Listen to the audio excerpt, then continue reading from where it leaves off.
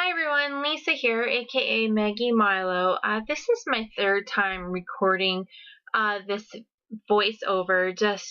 I don't know, I think it's just one of those days where my computer and I are fighting again. This has been an ongoing process for a while, so I don't know, maybe my doctor or my computer needs to go see a doctor, I'm not sure.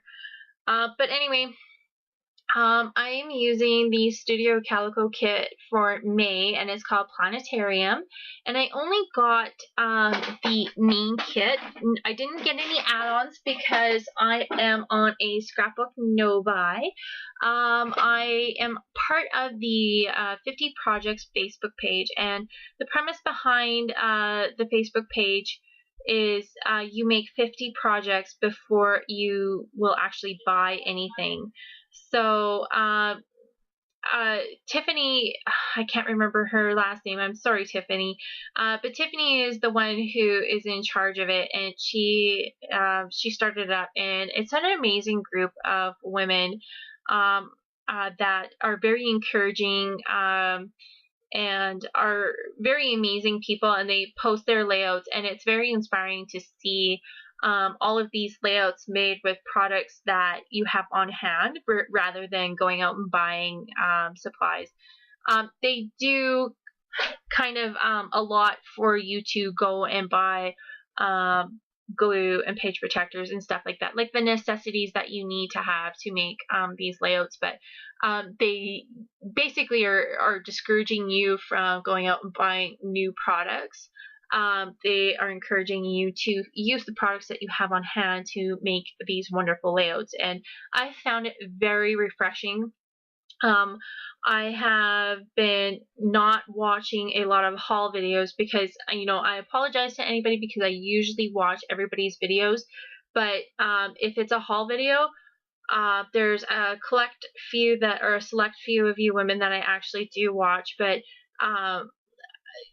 I have a hard time watching these haul videos because you girls are coming out with all these new products and you're loving them, and I think it's amazing, and I wish I could purchase stuff right now, but I find it really hard. But the group has been very encouraging, like us, to use what we have, so it's been awesome. So if you're interested, I'll put the link below for the group so you can go check it out. Then back to the layout, I guess I should kind of explain what I've got going on here. I've got the background paper is by the Pier, it's by Crepe Paper, and it's the Pier collection.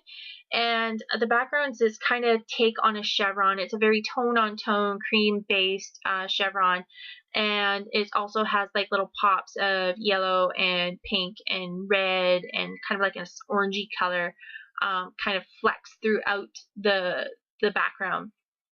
And then I also am using the pink triangle print, which is from Studio Calico, and I think it's from the Atlantic collection, I'm not sure. And then there's the blue dot pattern in the background, which is a very gradient. It goes from blue to green on the actual 12 by 12 paper, but I just chose to cut it out at the blue kind of print, and that's called Loops from Studio Calico. And that gray kind of swirly background, that is the backside of that blue paper. And then there's that ledger paper that I've got sitting in the background, and that is a 4x6 paper from Amy Tangerine, and it's like a whole page of these 4x6 journaling cards, and I just cut one of them out to use it up. And here I'm just kind of laying some of these things out that I think I'm going to use and roughly where I think I'm going to use them. And you'll kind of see there's like these little banner pieces, and the gray one up at the top, it says the best, and then the one at the bottom in the pink there, it says the sweetest. And that was actually one of the branding strips from Ellie's. It was the gray and white background paper that I used for the first scrapbook layout I made for this kit, and this was the other side of the branding strip. It just had all these little banners that said certain little things, and they were in grays and aquas and pinks, and I think there was one red one. but I'm going to use those as part of my my embellishment clusters. And I also got the die cut, or sorry, the printable, and as well as the labels from Studio Calico. So I'm going to be using those pieces and that gray and white card there that it says Home Sweet Home and it's got a little house on it. That's actually from the printable kit as well. So I'll be using that piece, and that's going to be part of my title. So I'm just kind of fussing around with some of these pieces. And just, I guess I should maybe explain where my thought process went with this. But this photo here is really, really dark. And it's really hard to tell what is even going on in the picture, and I tried to do the best I could when you see the photos in the end, like the still pictures at the end of this video, but it's really hard to tell. But this photo is actually when I was in Manitoba at Christmas time. We were driving to a family event, and I guess maybe I should go a little farther back. Let me go a little farther back. I grew up in Manitoba. I lived there for 18 years, pretty much, from when I was little to, when I moved away on my own. And this layout is about going back home and what it's like to go back home. I haven't been back there in 4 years, so I wanted to kind of put it down on paper on what it was like to actually go back home and the feelings that I had, and why it feels so special to go back home. My dad had died in 2004, and like I was moved away by that time, but it's just one of those places where when I go to Manitoba, I feel a little closer to him. I feel, this is where I last remember him, and it kind of, has those strong nostalgia feelings about this place. So this particular day when we were driving past, there's this iconic figure, and I don't know what you call them, but in Ashland we have like a statuesque figure in the town, and it's like the world's biggest sharp-tailed grouse. And I know there's other towns that have like the world's biggest ball of yarn, or the biggest gray goose, or the biggest catfish, or you name it. There's like all these statuesque kind of things. But the town where I grew up, it's the world's biggest sharp-tail. And just when we were driving past, it was kind of a little bit cloudy out, and the sun was kind of peeking out from the clouds, and it was kind of this weird time of the day where things were starting to get dark, but then the sun was kind of poking through, and it was shining almost right on the sharp-tailed grouse. And I asked my daughter to snap a picture of it, and when she showed me it, it was just kind of one of those pictures where it's not a great picture, but I love it.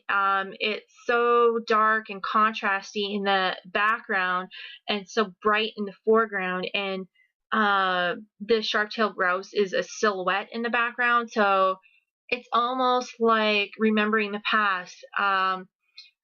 Things, when you remember the past, things are foggy and not quite clear. You lose bits and pieces of the information. And I guess that's kind of why, now that I'm talking about it, it's kind of one of those light bulb moments where it's like, yeah, I understand now why I love that photo. It's so nostalgia about, the memories being foggy, and the newer stuff being fresh and light. So I guess that's kind of that's my explaining of the photo, why I like it. I guess that's a little too much explaining about the photo. And then here you can kind of see me cutting up this bag, and this is a muslin bag that we get our Project Life kits in. And some people just get the Project Life and it comes in a box, but I get the scrapbook kit as well as the Project Life kit. So mine comes in this little muslin bag every month. And I've had a hoard of them. I'm not even gonna, pretty up the word. I've been hoarding these muslin bags. I think they're so cute, and I've had good intentions of using them for gifts and gift bags, to put little knickknacks in as kind of like racks. And I've been hoarding them because I think they're so darn cute that it's really hard for me to separate them.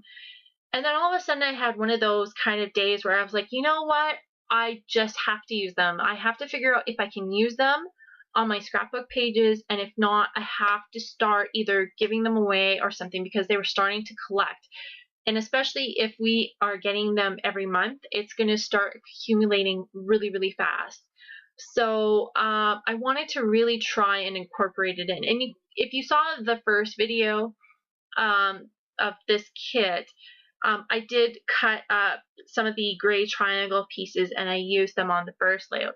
Well, now I'm actually using the back side, which is a little bit of this creamier color, and it's still transparent. Like, you could see I had that glassine bag behind there before, but the glassine bag is white, and even when you put it down on the paper, you can still kind of tell it's white. And everything here is so cream based that it kind of almost distracted away from everything else, and I wanted something that was a little warmer toned, just kind of to make that picture kind of mean a little bit more, I guess. So with that being said, I wanted to use this glassine bag, or sorry, the muslin bag. I wanted to use the muslin bag to kind of add a little bit of more texture. It's no different than machine stitching on your layouts. It adds texture without adding bulk. Well, the same thing is with these muslin bags. It adds texture without adding bulk. And the best part is I can pull those threads off of that bag and even distress the edges of that muslin bag even more. And I really, really like this idea. I am incorporating this into as many layouts as I can because I think it's such a fun way to use them up. So I encourage everybody to start using their Project Life bags or their little muslin bags that they might get their embellishments in from Studio Calico. I'm not sure if anybody else, has the muslin bag thing, but I know Studio Calico does. So that's my little spiel on those on those muslin bags. I really like them. So here you can see me playing with that journaling card, and I'm going to kind of use that as a layer, and I'm inking up everything with brushed corduroy. And normally I would have used my vintage photo, but I had it misplaced for a while. And it was actually in, I have a summertime scrapbook box. And what it is, it's like one of those little clear containers that have the lid on it, and it fits the 12 by 12 paper in it. And I've made a summertime kit.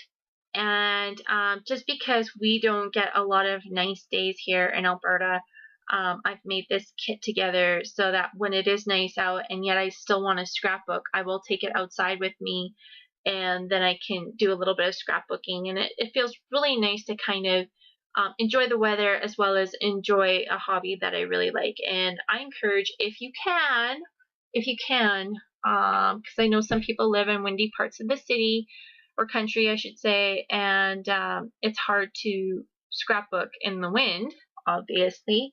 But I think even if you took some of your Project Life, your journal cards, and you took them outside, you could still do some of your journaling. It's still outside, and you wouldn't have to worry about them blowing away because you could just do them on a one-time basis until you're finished the other one. So here you can kind of see me working on some of the embellishments up in the top left and the one in the top right of the photo. And this stamp is the stamp that came in the kit, and it's from Amy Tangerine. And it has this, and then it has a line on it. And I thought that was a perfect way to kind of start as a journaling prompt for my layout. And I was at first thinking about using that ledger paper for journaling, but as I start putting, I guess part of my process is when I start to put a page together, my brain is kind of spinning as to what I want to write, what I want to put down. and kind of like little notes in my brain about what I want to say. And the list for this layout was getting longer and longer and longer and longer and longer. So I knew I needed a lot more journaling. So that's why I wanted to make sure I left room on the left side of the photo, and all those layers there that I could actually journal on. I was kind of planning that out to use as a secondary for my journaling in case I wanted to journal a bit more. So that's kind of where my thought process was going with that. And you can see I'm going to bring out also some of these resin stars. I really like them. They add a bit of dimension, and they're not really sparkly, but they have a texture on them, which kind of adds a little interest to the page. So I've used them in three different embellishment spots. And here I'm just kind of going through my stamps because I know I want to put something on that little die cut square there. So I'm just kind of looking through my stamps, and I end up going with this one that is from Ali Edwards, and I think it's called The Best or The Best Day or something like that. So I'm going to end up using that.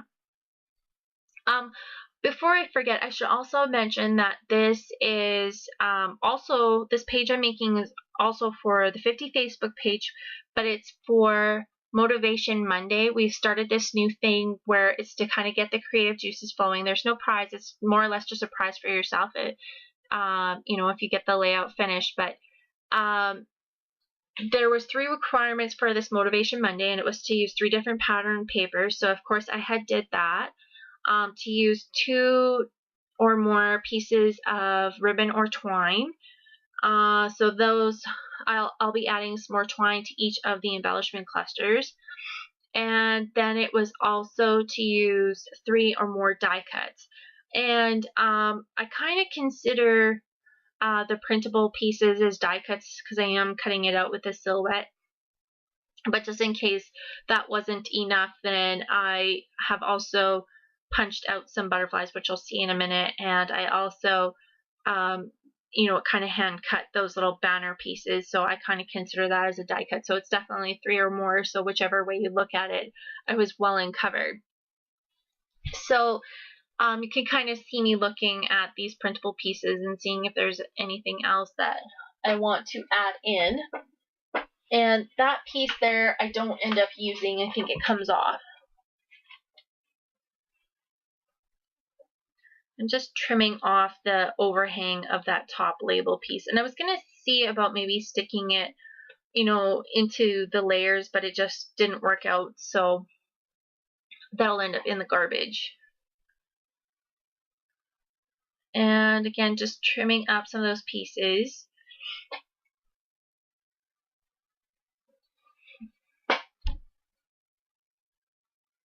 And again, I wanted to kind of keep the color scheme really light just because that photo is so dark. That's why I kind of kept everything so light and airy about it, because it's just such a dark photo that I think if you would be adding anything darker tone to it, I think it would kind of withdraw the picture from the page. So that's kind of why I chose these lighter tones for this layout. That little hand piece there, that is from a Studio Calico and Farrah pack, and I think it's from the Heyday collection. I am not sure, but it has Don't Forget, and then a string tied around the finger, and it added in a little bit of another blue element because there was a lot of pinks and grays, but not a lot of blue, so it just kind of brought something blue into the foreground just so there was something else on that page. And in the top left there of that cluster, I did it off camera just because my computer and I, sometimes we have a bit of a fight, and I lost this one. I had did a little bit of a video here. Like sometimes I'll stop to walk away, do something, and I'll just stop the video, and then when I come back, I'll press record. And sometimes my file will end up corrupt. I don't know why that is the way it is, but lately it's been doing that for some reason. But anyway, part of the file got corrupt. So there's a camera stamped up in this top left there, and I actually used the bottom part of that ledger piece that I had cut up to stamp that camera out. And that's from the Amy Tangerine stamp set that we got this month. And here I'm just gluing down these little houses and these little resin stars. Oh, I forgot to mention, those houses there I pulled are from Studio Calico. Just wanted to add something else for that homier feel, and just because there is that house on the bottom of that little gray and white stripe. And I don't remember if I said that was from Studio Calico, but it's from Studio Calico, from the printables, and it says Home Sweet Home on it. So here I took some of that gray cardstock and I die cut these little gray butterflies, and they are using a Martha Stewart butterfly punch.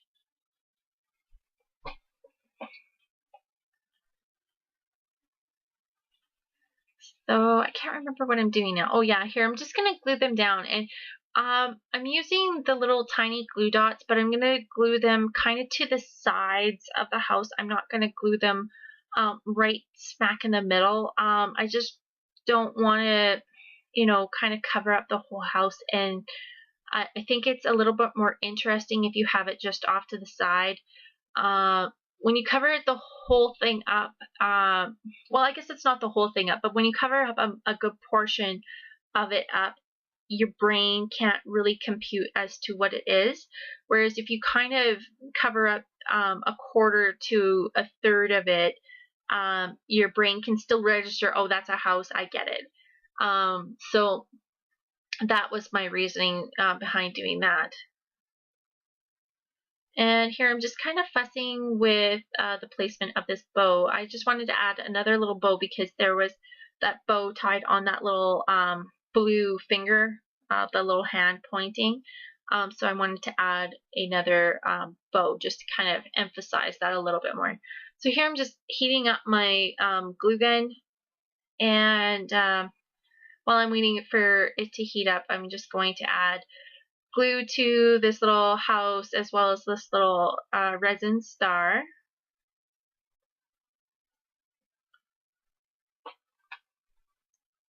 And then, what else am I doing? I can't remember.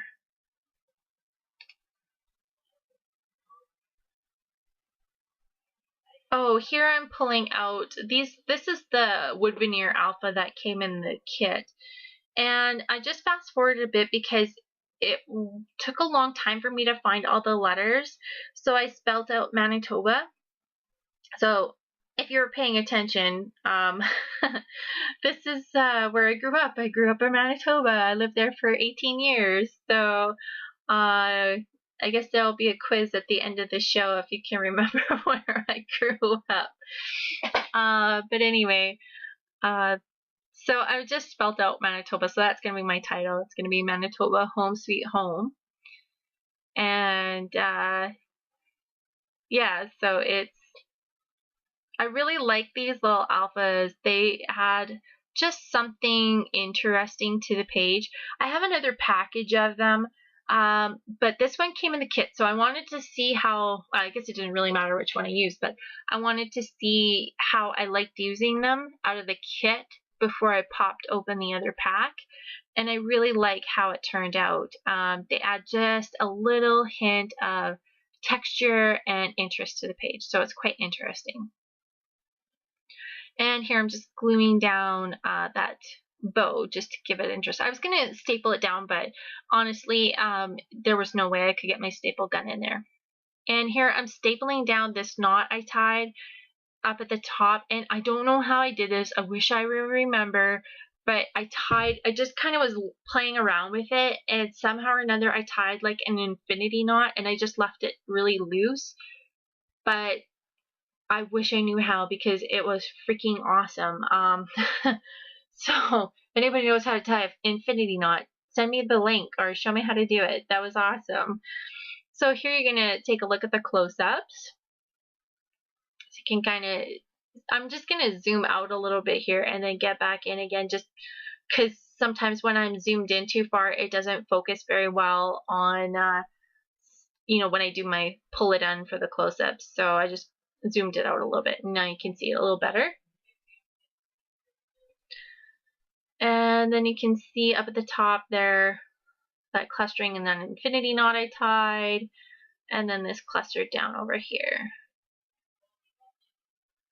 So that's the layout, and stay tuned for the close-ups. And thanks for watching. Bye.